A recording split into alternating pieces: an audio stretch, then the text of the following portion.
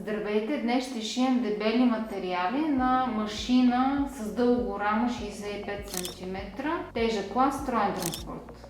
Пълен автомат, 1800 оборота в минута. Може да шие с дебелина на конците до 20, с два големи грайфера, директ драйв мотор 220 волта, повдигане на кръчето на 16 мм, автоматични функции.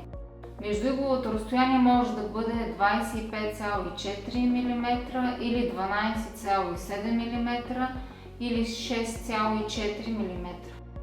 Машината може да използва дебелина на конци до 20, а системата на иглите, които използва машината, са 135 по 17. Може да се използват различни дебелини от 100 до към 160-180. От дисплея може да се задават всички автоматични функции на машината.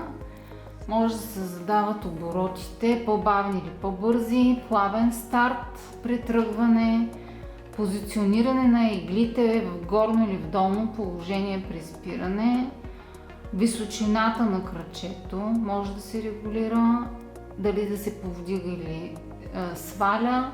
Също така височината на движещото се кръче, съотношението на вътрешното с външното кръче, затяжка, брой за бодове за затяжка, автоматично отрязване на конците и много други. Това е пътя на вдяване на иглите.